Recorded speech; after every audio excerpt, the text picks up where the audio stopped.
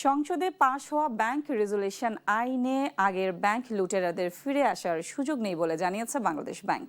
অন্তর্বর্তী সরকারের করা ব্যাংক রেজুলেশন অধ্যাদেশ সংশোধন করে 18 ক ধারা যুক্ত করে শুক্রবার বিল আকারে পাশ হয় জাতীয় সংসদে। এই ধারায় যা বলা হয়েছে তাতে একীভূত হওয়া দুর্বল ব্যাংকের পুরনো শেয়ারধারীরা আবারও ব্যাংকের মালিকানায় ফেরার সুযোগ তৈরি হয়েছে।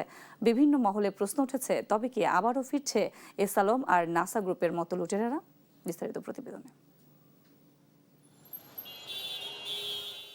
গেল 17 বছর দেশের ব্যাংক খাত থেকে ক্ষমতার অপব্যবহার করে লাখ লাখ কোটি টাকা হাতিয়ে নিয়েছে এসালম, নাসা গ্রুপের মতো বড় বড় কয়েকটি শিল্পগোষ্ঠী, যার অধিকাংশই পাচার করা হয়েছে বিভিন্ন দেশে, যার ফলে অনিশ্চিত হয়ে পড়েছে আমানতকারীদের আমানত ফেরত পাওয়ার বিষয়টি।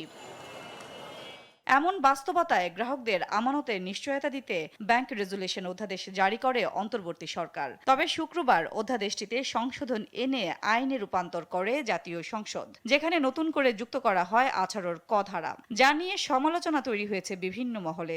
অভিযোগ, 18 ক ধারার আওতায় আবার ব্যাংক পরিচালনার সুযোগ পাবে ব্যাংক লুটেরারা। কিন্তু বাংলাদেশ ব্যাংক বলছে, অনিয়মের সাথে জড়িত কোনো পরিচালকই ফিরতে পারবে না ব্যাংক পরিচালনায়। এখানে বলেছে যে সমস্ত পরিচালকের জন্য কোনো প্রকার অভিযোগ নাই, তাদের বিরুদ্ধে কোনো প্রকার আপত্তি নাই বা এই ধরনের কোনো কিছু থাকবে না স্পষ্ট আকারে কোনো কিছু, তারাই ফিরে আসতে পারবে, সেই বিবেচনায় এটা করা হয়েছে। এবং এখানে চাইলে ফরেন ইনভেস্টররাও ইনভেস্ট করতে পারবে। অর্থাৎ এগুলো নতুন এভিনিউ ওপেন হয়েছে, যেখানে যাতে সরকারের যে সরাসরি ইনভলভমেন্টের পরিবর্তে আমরা বেসরকারি সলিউশনের মাধ্যমে এই সমাধান খোঁজা। এই আইনের আওতায় ব্যাংক লুটেরাদের ফেরার সুযোগ হবে না বলে মনে করেন বিশেষজ্ঞরাও। তবে আইনটি দ্রুমজাল তৈরি করেছে বলেও মনে করেন তারা। 7.5% ডাউন পেমেন্ট করে তারপরে আবার মালিকানা ফেরত নেওয়া ইটস ভেরি টাফ, তাই না?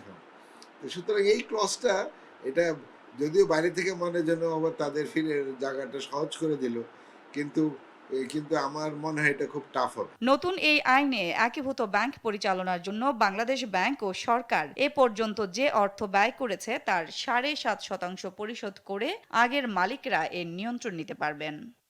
সাদিয়া লাবনী, দেশ টিভি, ঢাকা।